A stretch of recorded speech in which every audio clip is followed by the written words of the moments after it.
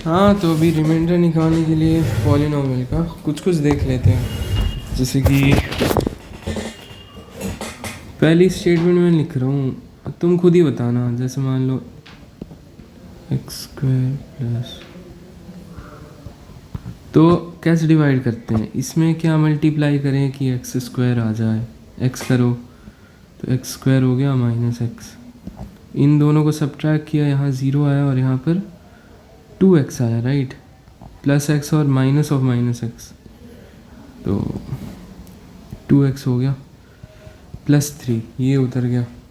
फिर अब क्या मल्टीप्लाई करें, तो प्लस 3 मल्टीप्लाई करो इससे ताकि 3x आ जाए, सॉरी प्लस 2 करो, तो 2x माइनस 2, ये कट गया, आंसर क्या आया 5। एक चीज़ देखना, अगर यहाँ पर कोई x का टर्म आता, मान लो x का टर्म आता, मान लो 7x, तो आसानी से ये टर्म को हटाया जा सकता था प्लस 7 से मल्टीप्लाई करते।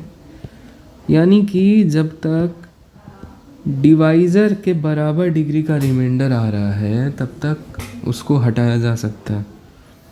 अब यहाँ पे देखो, यहाँ पे रिमाइंडर की डिग्री क्या हो गई, रिमाइंडर की डिग्री क्या हो, 0 हो गई ना। डिवाइज़र की डिग्री से कम, जैसे ही रिमाइंडर की डिग्री डिवाइज़र की डिग्री से कम हो गई, अब इसको हटाने के लिए 5/x से मल्टीप्लाई करना पड़ेगा, है ना, तब ये 5 आएगा। इसको इससे करेंगे, फिर -5/x ऐसा आ गया। तो कोशेंट तो पॉलिनोमियल रहा नहीं, है ना, इसलिए मतलब पॉलिनोमियल डिवीजन में रिमाइंडर उसको ही कहते हैं सच दैट कोशेंट भी पॉलिनोमियल रहे। यानी कि अब इसमें से कंक्लूड क्या करना है, जैसे px बराबर लिख सकते हो ना, डिविडेंड बराबर divisor into quotient plus remainder. तो इसमें क्या याद रखना है कि degree of rx is less than degree of gx, यानी कि ये हो गया भाई रिमाइंडर और ये हो गया डिवाइज़र। ये चीज़ याद रखनी है। अब मैं एक सवाल बोलूँगा, ठीक है, जैसे कि find remainder when x square plus 3x plus 4 is divided by x minus 2। ठीक है, तो x minus 2 से डिवाइड करेंगे, तो इसको डिवाइड करेंगे तो रिमाइंडर क्या आएगा, बहुत ही आसान। तुम बोलोगे भाई इसको क्या करो, लॉन्ग डिवीजन से कर दो, पर मैं बोलूँगा कि नहीं, जब हमने रिमाइंडर थ्योरम पढ़ लिया है ना, जब हमने ये चीज़ पढ़ ली तो इसकी जगह रखेंगे ना भाई, यानी कि x square plus 3x plus 4 को हम लिख सकते हैं x minus 2 into sum quotient, है ना, प्लस सम रिमाइंडर, इस फॉर्म में लिख सकते हैं ना। अब देखो, मुझे x माइनस 2 से डिवाइड करने पे जो रिमाइंडर मिल रहा है वही तो लिखा है ना यहाँ पे। बेसिकली मेरे को अब देखो भाई, एक चीज़ तुमने पढ़ी है ना कि degree of remainder is less than degree of divisor, है ना। तो इस केस में जो रिमाइंडर की डिग्री है वो डिवाइज़र की डिग्री से कम होनी चाहिए, यानी कि रिमाइंडर की मैक्सिमम डिग्री क्या आ सकती है, मैक्सिमम डिग्री आ सकती है 0। इसकी 1 है ना भाई, तो इसकी मैक्सिमम 0 आ सकती है। और दूसरा कि एक पॉलिनोमियल है तो सिर्फ 0 ही हो सकती है, -1 तो लिखेंगे नहीं। पॉलिनोमियल मतलब क्या होता है भाई, मतलब कुछ भी लिखा हो तो x की पावर में होल नंबर ही होना चाहिए, वेरिएबल की पावर में, ठीक है। तो इस रिमाइंडर की मैक्सिमम डिग्री 0 आ रही है, यानी कि we can assume this remainder to be a constant, let's say k। तो मुझे k की वैल्यू चाहिए, मुझे इससे कोई मतलब है नहीं, है ना। एक काम करो, काश किसी तरह से ये 0 हो जाता, काश किसी तरह से ये ज़ीरो हो जाता। तो एक काम करो ना, इस पूरी इक्वेशन में x इक्वल टू 2 रख दो। इट इम्प्लाइज k बराबर, भाई x इक्वल टू 2 रखा है, ये पूरा ज़ीरो हो गया, तो बचा क्या, एक ये और एक k। तो k की वैल्यू क्या आ गई, 2 square plus 3 into 2 plus 4 which is 4 4 8 3 and 14। अब देखो भाई ये दूसरा सवाल, इसको डिवाइड करना है इससे, तो रिमाइंडर बताना है क्या होगा। बहुत ही आसान है ये तो। आसान क्यों है, क्योंकि हम लाइट ग्रीन से लिखने वाले हैं इसलिए आसान है।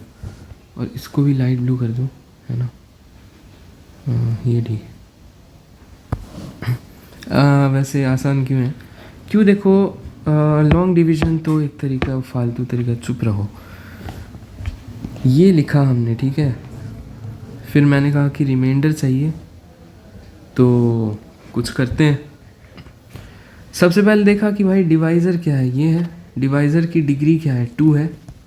तो रिमाइंडर की मैक्सिमम डिग्री क्या हो सकती है, डिवाइज़र से कम 1 हो सकती है, यानी कि रिमाइंडर में भी अ लीनियर और अ कांस्टेंट, राइट।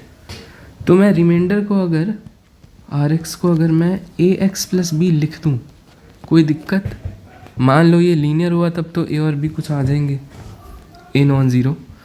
अगर ये कांस्टेंट हुआ तो a ज़ीरो आ जाएगा। तो भाई मेरे को क्या पता लीनियर है या कांस्टेंट, मैं तो मान लेता हूँ कि लीनियर है, अपने आप कांस्टेंट होगा तो आ ही जाएगा। तो इस Rx की जगह हम Ax प्लस बी लिख रहे हैं, ठीक है।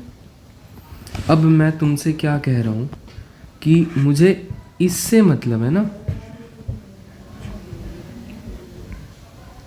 मतलब मेरे को a और b की वैल्यूज चाहिए, तो मुझे कुछ इक्वेशन चाहिए। मुझे तो ये मतलब नहीं है कि इससे कोई मतलब है नहीं। तो एक काम करो, फिर मैंने पता है क्या सोचा कि एक काम करते, इसके हम रूट्स निकालते हैं, और जैसे ही रूट्स मुझे मिल जाएंगे मैं वही रूट इसमें रख दूंगा ताकि ये पूरी चीज़ ज़ीरो हो जाए। पर फिर दिक्कत आ गई यार, x square minus 2x plus 3 को ज़ीरो किया तो x क्या आया,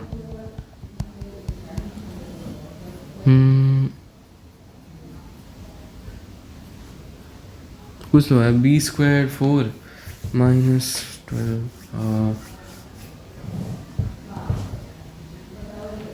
रूट 8 आयोटा, सॉरी, अपॉन 2। तो थोड़ा ढंग से लिख दें तो 1 प्लस माइनस रूट 2 आयोटा। अब कोई कहेगा कि भाई काम करो, ठीक है, ये हटाओ, इसके रूट्स क्या आ गए, 1 प्लस ये एंड 1 माइनस ये। तो कोई बोलेगा कि भाई एक काम करो, एक बार तो x को 1 प्लस रूट 2 आई लिखो। अरे यार ये आई बाहर लिखो भाई, पता नहीं क्यों अंदर लिख रहा हूँ मैं। एक बार तो ये रखो x को, जिससे ये चीज़ पूरी ज़ीरो हो गई, क्या हो गई, ज़ीरो हो गई, तो ये बराबर ये आ जाएगा। और दूसरी बार x को 1 माइनस रूट 2 आई रखो, ठीक है, तो अगेन ये ज़ीरो हो गया, तो ये बराबर ये आ जाएगा। दो इक्वेशन, दो वेरिएबल बन जाएंगी। पर मैं कह रहा हूँ कि भाई मेरे पास क्या है ना कि और भी काम धंधा है कुछ, मतलब मैं यहाँ बैठ कर 1 प्लस रूट 2 आयोटा की power 4 minus 3 times 1 plus root 2 iota बराबर a times 1 plus root 2 iota plus b। और मैं दूसरी बार एग्जैक्टली यही चीज़, बस 1 माइनस ये चीज़, एक मिनट रुक जाओ, यहाँ माइनस, यहाँ माइनस, यहाँ माइनस, हाँ ये इक्वेशन 1 हो गई, ये इक्वेशन 2 हो गई। इन दोनों को सॉल्व करो, a और b लाओ। इससे अच्छा मैं लॉन्ग डिवीज़न ना कर लूँ, हैं,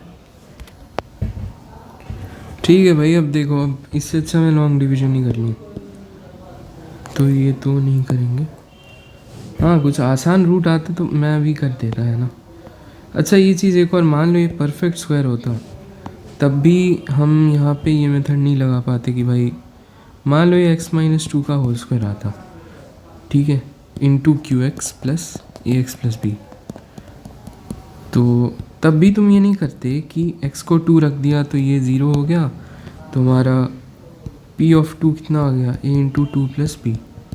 ना, तब तो a और b में से कोई, मतलब मुझे दोनों चाहिए, तो दो इक्वेशन चाहिए, दूसरी कहाँ से लाते। तो अब मेरे पास देखो दो तरीके हैं, ठीक है, या तो मैं लॉन्ग डिवीज़न करूँ, क्या तरीके हैं, या तो मैं लॉन्ग डिवीज़न करूँ या मैं क्यू एक्स को ढूंढूँ। अगर मुझे क्यू एक्स पता चल गया तो मेरे लिए ऐसा हो सकता है ना कि क्यू एक्स के दो रियल रूट्स आ रहे हों, है ना, दो रियल रूट्स आ रहे हों क्यू एक्स के। ऑब्वियसली 2 डिग्री का पॉलिनॉमियल हो क्योंकि 4 डिग्री का बनाना है, तो हो सकता है ना 2 डिस्टिंक्ट रियल रूट्स आ रहे हों, तो मैं इस ए और बी की वैल्यू पता कर पाऊँ। अब देखो ऐसे सीखने के लिए तो बढ़िया मेथड है, पर इन केसेस में अच्छा होता है लॉन्ग डिवीज़न ही यूज़ करना, पर सीखना ज़रूर चाहिए, बिकॉज अगेन इससे दिमाग खुलता है और आगे कभी कभी आसानी होती है। लॉन्ग डिवीज़न तुम खुद करके देख सकते हो। रिमाइंडर तुम्हारा -7x -3 आ रहा है, इसको ax प्लस बी से कंपेयर करें तो x की टर्म तो सिर्फ यहीं से बन सकती है, तो a की वैल्यू -7 होगी, और कांस्टेंट टर्म यहाँ से, तो b की वैल्यू -3 होगी, ठीक है। तो रिमाइंडर अपना निकल गया जो भी, तो रिमाइंडर क्या है जो पूछा था, रिमाइंडर आ गया -7x -3। चलो बहुत बढ़िया, पर इसको एक दूसरे तरीके से करेंगे, और ये तरीका डेफिनेटली ध्यान में रखना है, बिकॉज कभी कभी काम आता है, और काम तब आता है जब जैसे यही चीज़ कुछ बहुत बुरी दिखती है ना, जिससे डिवाइड करने का मन नहीं करता, जैसे √3x - 2 + 7√3, कुछ भी मतलब। अब ध्यान से सुनो, इस तरीके से बताने से पहले मैं कुछ बताना चाहता हूँ तुम्हें, और वो ये है कि पहले तो लॉन्ग डिवीज़न देख लो और हटाओ। वो क्या है कि मैं तुम्हें कुछ बताना चाहता हूँ, ये है कि मान लो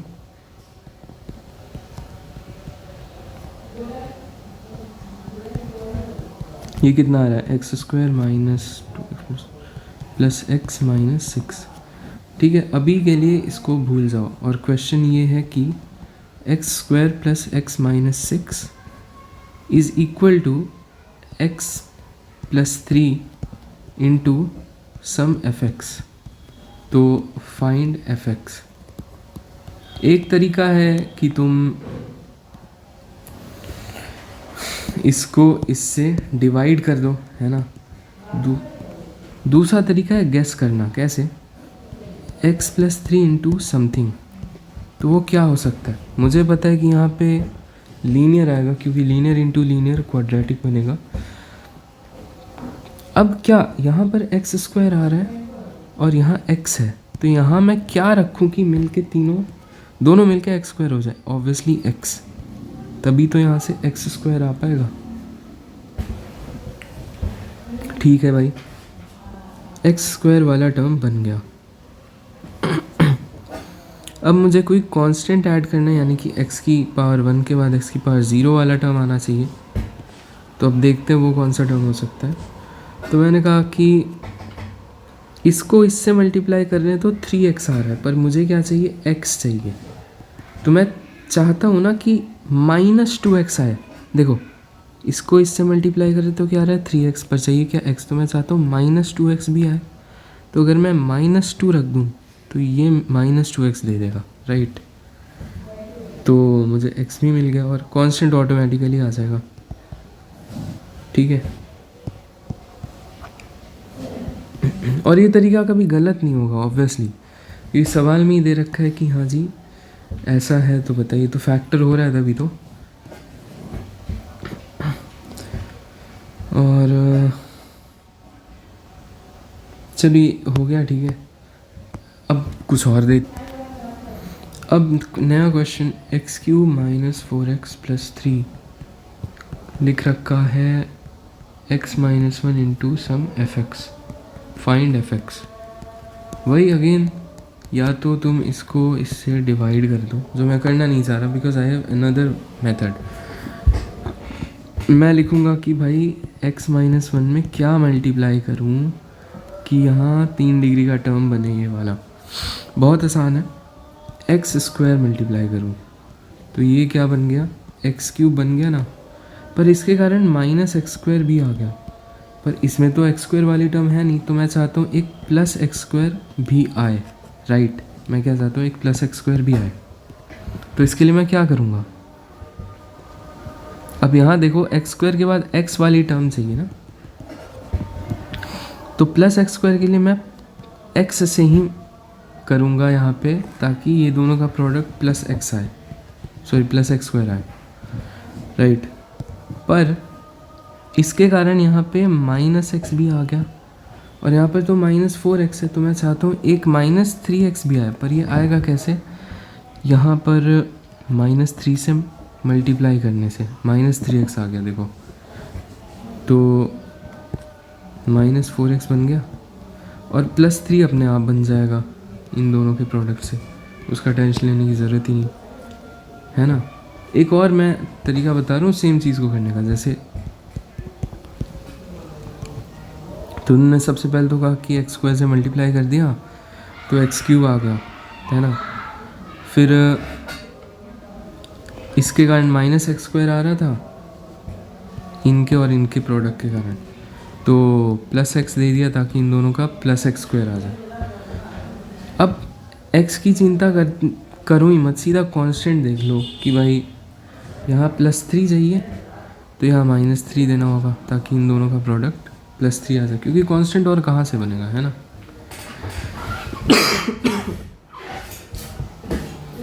तो यस, ऐसे ही अभी 2-4 क्वेश्चन और करेंगे।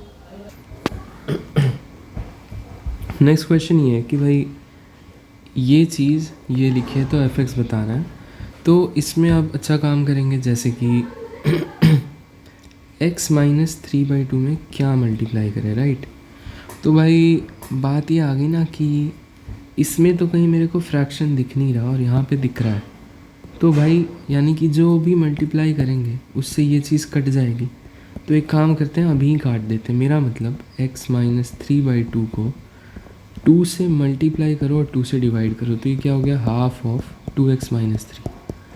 अगर मैं ये निकाल दूँ कि 2x माइनस 3 में मैं क्या मल्टीप्लाई करूँ ताकि आए 8x cube minus 26x square plus x plus 30, ये अगर मैं निकाल दूँ तो मेरे को एफ एक्स पता चल जाएगा। मैं ऐसा क्यों कह रहा हूँ, देखो मान लो ये पी एक्स है, ठीक है, ये है जी एक्स। मैं कह रहा हूँ कि पी एक्स बराबर, या छोड़ो एक मिनट रुक जाओ,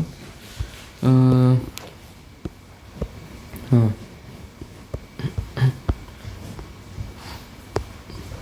मैं कह रहा हूँ कि इसको अभी मानो तुम जी एक्स मानो, ठीक है, इसको मानो पी एक्स, तो यहाँ से लिखा जा सकता है कि पी एक्स बराबर जी एक्स इंटू एफ एक्स। पर अगर अब मैं इसको एच एक्स मान लूँ तो मैं लिख सकता हूँ पी एक्स बराबर half H x into F x, right.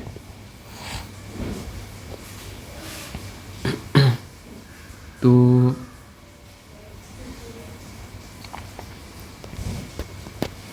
या फिर अगर मेरे को एच एक्स के टर्म्स में लिखना हो तो मैं H x into half of F x लिख सकता हूँ। एक बार और मैं ये समझाऊंगा, पता नहीं मुझे लग रहा है शायद ना समझ आया, ये इसलिए मैं बोल रहा हूँ, मेरा था कि भाई पी एक्स बराबर x minus 3/2 into F x है, पर अगर मैं पी एक्स को 2x माइनस 3 लिखूं तो यहाँ पर हाफ एफ एक्स देना पड़ेगा ना, तो यानी कि डजेंट मैटर मैं इससे करूँ या इससे करूँ, मतलब मेरे को एफ एक्स तो मिल ही जाएगा। क्योंकि बस वो कांस्टेंट मल्टीप्लाई डिवाइड करना है, तो इसी से कर लेते हैं बिकॉज दैट इज़ ईजियर। यानी कि 2x माइनस 3 में क्या मल्टीप्लाई करा जाए, किया आ जाए 8x³ minus 26x² plus x plus 30।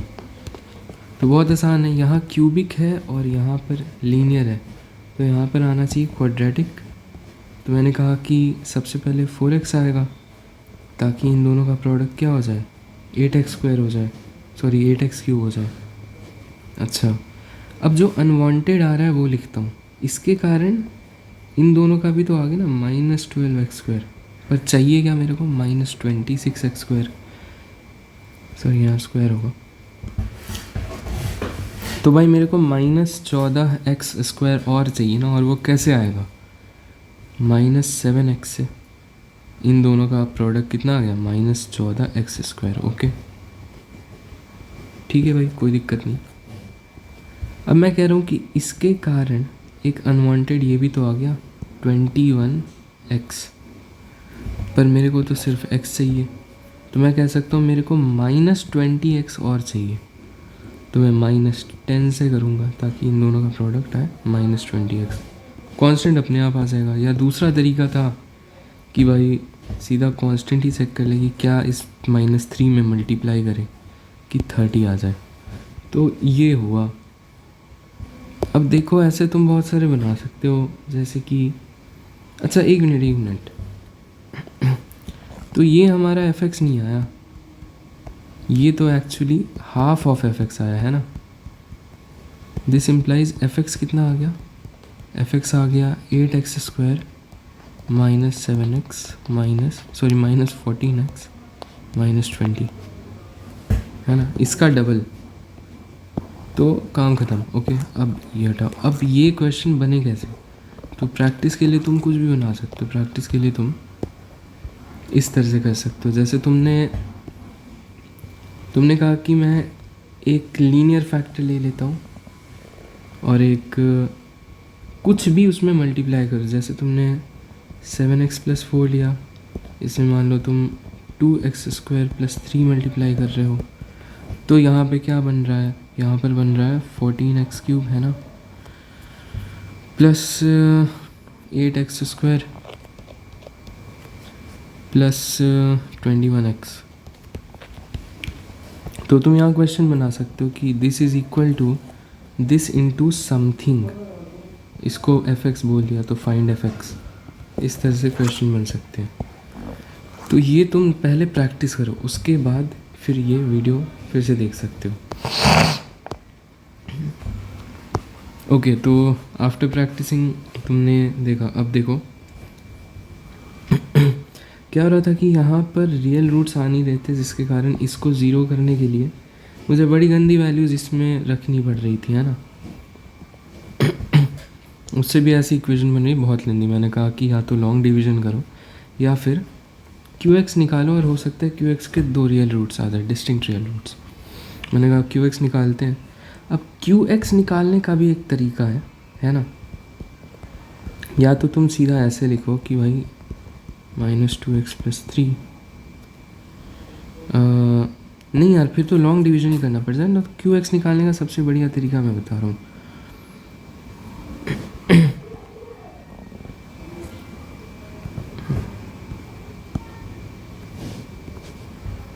कि इसमें क्या मल्टीप्लाई करूँगा, है ना। x⁴ का टर्म है, x² यहाँ पर है, तो यहाँ भी x² आना चाहिए। पर इसको लिखने से पहले मैं एक बात तुम्हें बता दूँ, ठीक है।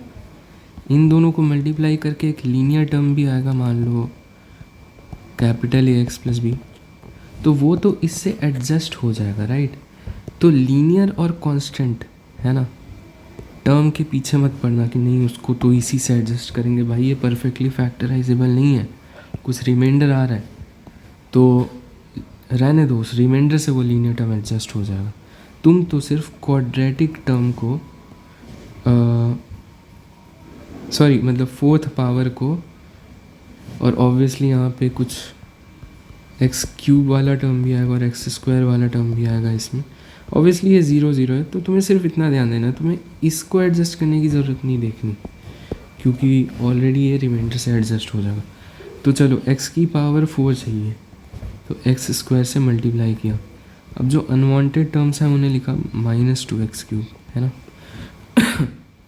यहाँ से क्या है 3x², और इसमें मुझे पता है कि ना -2x³ है ना 3x² है, तो मैं क्या करूँगा, मेरे को +2x³ चाहिए ना भाई, और ये कैसे बनेगा, +2x से मल्टीप्लाई करके, राइट। अब सुनो, ध्यान से सुनो, +2x से मल्टीप्लाई करा तो यहाँ +2x³ आ गया, बहुत बढ़िया, वाह। पर इसके कारण भी तो अनवांटेड टर्म एक आएगा -4x² है ना। इससे क्या आ रहा था 3x² है ना।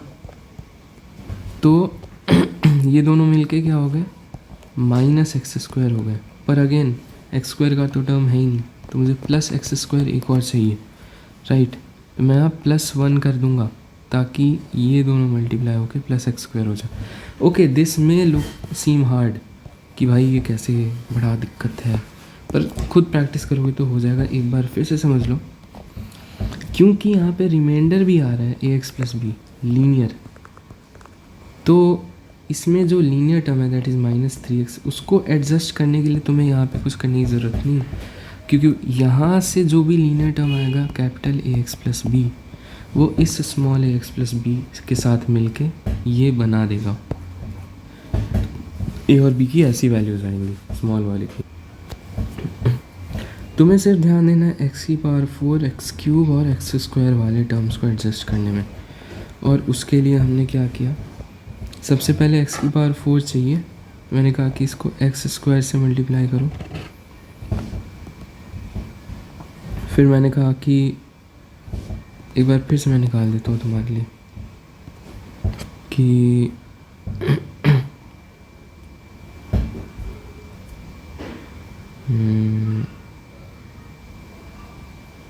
क्या कह रहा था मैं, हाँ, x² से मल्टीप्लाई किया ताकि x की पावर 4 आए। उसके बाद कुछ अनवांटेड टर्म्स आए, -2x³ है ना, तो इसको हटाने के लिए +2x से मल्टीप्लाई किया, तो ये दोनों क्या आ गए -2x³। पर इसके कारण फिर से अनवांटेड टर्म -4x² है ना, ये तो हट गया, -4x² है। एक और चीज़, इसके कारण एक और अनवांटेड टर्म आया था 3x², तो ये दोनों मिलके क्या हो गया -x²। बट अगेन यहाँ पर x² का कोई टर्म नहीं है, मेरे को +x² एक और चाहिए, तो मैं यहाँ +1 से करूँगा, तो ये क्या आ गया +x²। अब देखो जो भी लीनियर टर्म है वो खुद ही एडजस्ट हो जाएंगे। अच्छा, अब रिमाइंडर लिख दो। अब देखो, तुम्हें पता है ना कि यहाँ पर कोई भी कांस्टेंट टर्म नहीं आ रहा, यानी कांस्टेंट टर्म 0 है। इन दोनों से एक ही तरीका है कांस्टेंट लाने का, इन दोनों को मल्टीप्लाई कर दिया जाए तो कांस्टेंट कितना आ रहा है +3। तो पक्की बात है b की वैल्यू -3 होगी, तभी तो दोनों कट के 0 होंगे, ठीक है भाई। अब इन दोनों से x का जो टर्म है वो लिखो। तो x का टर्म कैसे आ सकता है, इसको इससे मल्टीप्लाई करके आ सकता है और इसको इससे मल्टीप्लाई करके आ सकता है। तो इसको इससे करा दो कितना आया -2x, इसको इससे करा दो कितना आया 6x, तो कितना हो गया टोटल 4x हो गया, राइट। पर मैं क्या चाहता हूँ -3x चाहता हूँ, तो मेरे को यहाँ पर -7x चाहिए ना एक और ये कहाँ से आएगा, इससे आएगा, यानी कि a की वैल्यू हो गई -7। ओके, अच्छा, यू मे थिंक कि मैंने इसको 0 करके इक्वेशंस क्यों नहीं बनाई, क्योंकि भाई x + 1 का होल स्क्वायर हो रहा है ये, और इसको 0 करेंगे तो x सिर्फ -1 आएगा, तो एक ही इक्वेशन बन पाएगी a और b के लिए, जो a और b की वैल्यूज़ तो नहीं दे पाएगी। और ऊपर से ये ज़्यादा आसान था ना, कंपेयर कर लेना कोफिशिएंट्स को, तो मेरे ख्याल से ये तुम्हें समझ आ गया। अब देखो, अब ये सवाल कर लेते हैं, ठीक है। ये f(x) ये है, तो f(3 + 2 i) मुझे बताना है, तो करने की कोशिश करते हैं, है ना। अरे यार ये वाइट क्यों नहीं है। किसी पॉलिनोमियल को हमने क्या सीखा कि ऐसे लिख सकते हैं ना, दो पॉलिनोमियल्स का प्रोडक्ट और कुछ रिमाइंडर। ठीक है जी। दूसरा कि लेट्स से मेरे को x बराबर 3+2 आयोटा पर fx क्या होगा ये बताना है। ठीक है। आई कैन ऑल्सो से कि x माइनस 3 बराबर 2 आयोटा पर fx क्या होगा ये बताना। एक ही बात है, ध्यान से सुनना, बहुत ध्यान से। x बराबर 3+2 आयोटा पर fx क्या होगा ये बताना है, राइट। मैं नहीं रख सकता भाई इसमें 3+2 आयोटा और वैल्यू कैलकुलेट करूँ। तो मैंने कहा थोड़ा आसान करने की कोशिश करते हैं, आयोटा हटाने की कोशिश करते हैं यहाँ से।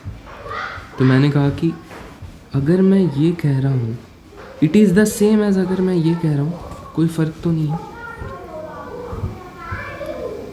या फिर मैं कह रहा हूँ कि x माइनस 3 का होल स्क्वायर बराबर 2i² है, तो fx क्या होगा, राइट। देखो सबसे पहले मैंने क्या कहा, मैंने कहा x बराबर 3+2i है तो fx क्या होगा।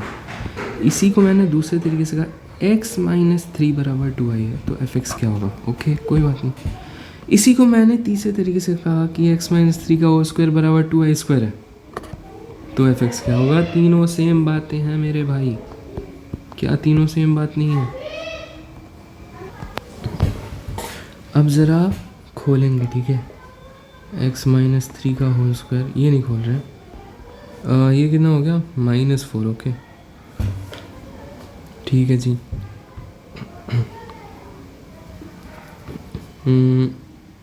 यानी कि जब x माइनस 3 का होल स्क्वायर बराबर -4 है तो fx क्या हो सकता है मुझे ये बताना है। ओके तो यहाँ से लिख सकते हैं, मान लो x² -6x प्लस 9 + 4 13।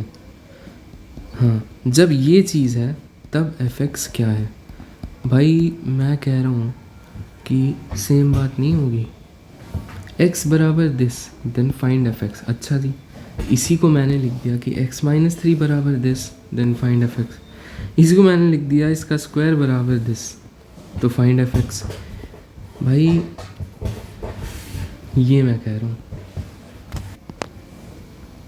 यानी कि इसको अगर तुम उल्टा सॉल्व करो तो x बराबर 3+2 आयोटा, एक रूट आ रहा है ना भाई, है ना।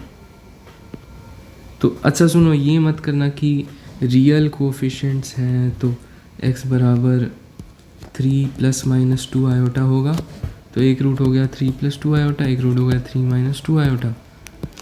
पर इससे मिला क्या, कुछ नहीं मिला ना। मैं जो कह रहा हूँ चुपचाप सुनो, ठीक है। अब सुनो, ये सब मैं मिटाऊंगा, पहले ध्यान से देख लो मैंने किया क्या है। अब मैंने सिंपली fx को ऐसे लिख दिया, जिसमें मुझे नहीं लगता तुम्हें कोई दिक्कत होनी चाहिए। ये इसलिए लिखा है क्योंकि इसका एक रूट तो 3+2 आयोटा है, जैसा कि हमने देखा। यानी कि अगर मैं f(3+2 आयोटा निकालना चाह रहा हूँ, ठीक है, अगर मैं f(3+2 आयोटा निकालना चाह रहा हूँ तो इधर भी मैं 3+2 आयोटा रखूँगा और इस पूरे में 3+2 आयोटा रखूँगा। तो फ़ायदा क्या होगा कि ये चीज़ तो ज़ीरो हो जाएगी।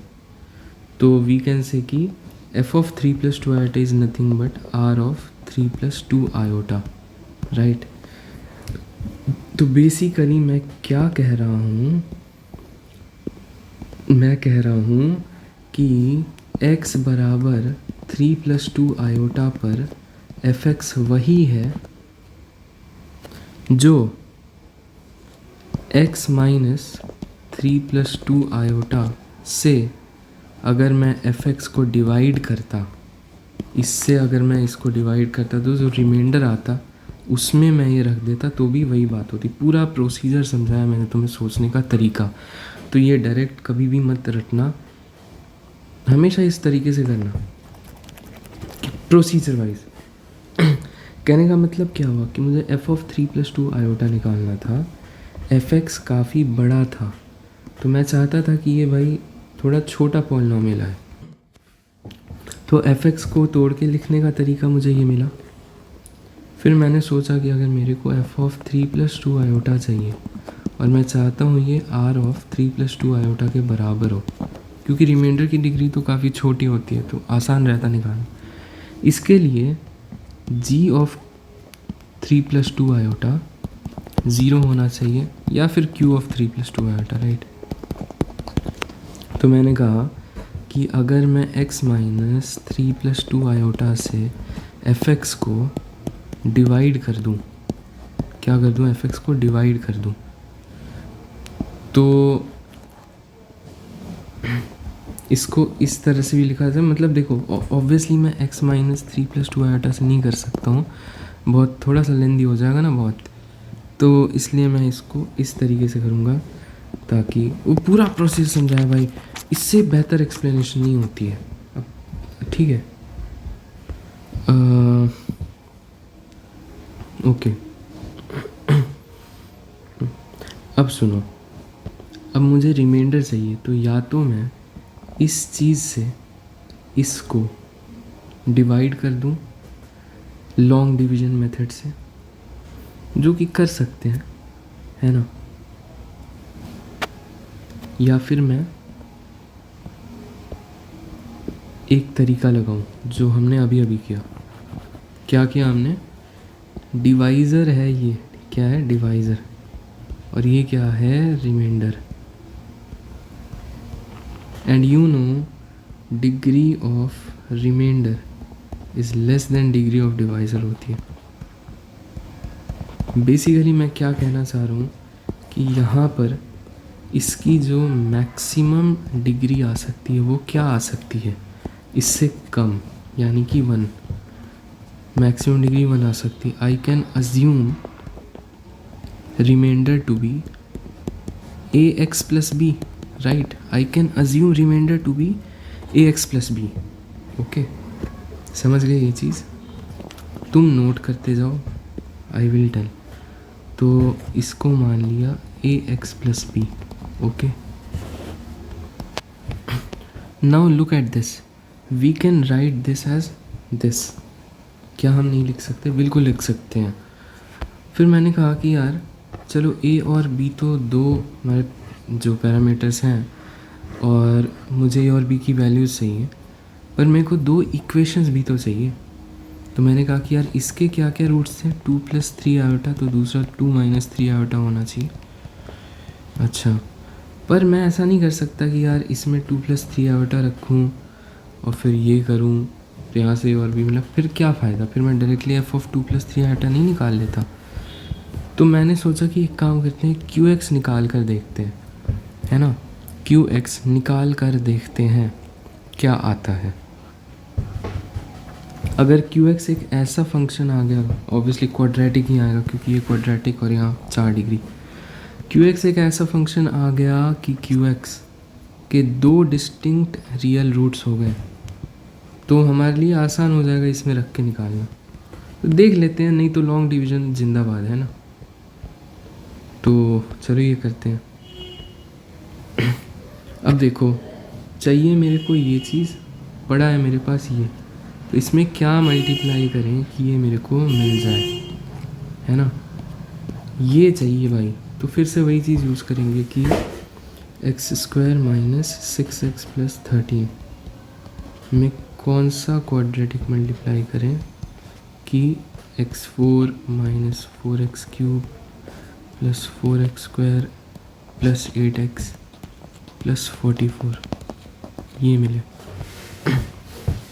ऑब्वियसली देखो, x की पावर 4 चाहिए, राइट, x की पावर 4 चाहिए, तो मुझे x² यहाँ पे दिख रहा है, यहाँ भी एक x² हो जाए तो मज़ा आ जाए, x² डाल दिया, बहुत बढ़िया। बट इसके और इसके प्रोडक्ट से तो x की पावर 4 आ गया, राइट, इन दोनों से x की पावर 4 आ गया, पर अनवांटेड टर्म भी तो आ रहा है। ये क्या आ रहा है, -6x³ आ रहा है, राइट, क्या आ रहा है, -6x³। पर एक्चुअली माइनस 4x³ है, तो मैं चाहता हूँ प्लस 2x³ भी आए, तो मैं प्लस 2x से मल्टीप्लाई कर दूँगा। अब x² वाले कितने फालतू टर्म्स आ रहे हैं, एक तो ये 13x² और एक इसके कारण -12x²। तो ये दोनों मिलके कितने हो गए, x² है ना। पर चाहिए क्या, 4x², तो मैं चाहता हूँ 3x² और आ जाए, तो मैं +3 कर दूँगा। ऑलरेडी मैंने तुम्हें बता रखा है कि क्योंकि ये रिमाइंडर लीनियर है, इसलिए इसमें जो लीनियर है टर्म, लीनियर एक्सप्रेशन, इसको इससे एडजस्ट कराने की कोशिश मत करना, वो अपने आप ax + b से एडजस्ट हो जाएगा। ठीक है जी। तो यानी कि मेरे को पता चल गया, अब आंसर मेरा आ गया, ये रहा हमारा qx। अब मैंने कहा कि अब मैं इसे फिर से लिख देता हूँ, है ना, इस चीज़ को फिर से हम लिख देंगे।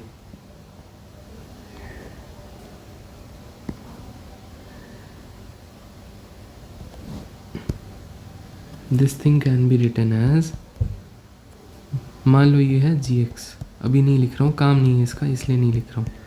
qx क्या आ रहा है, x² + 2x + 3 plus ax + b। ठीक है।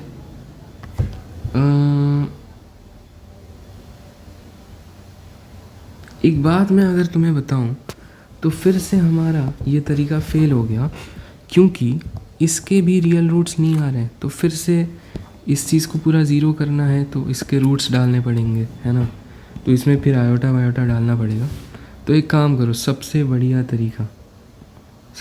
क्या तरीका है कि इसको लिखो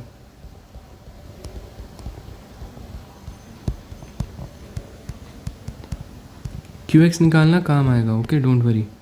gx क्या है, x² - 6x + 13, x² - 6x + 13, है ना।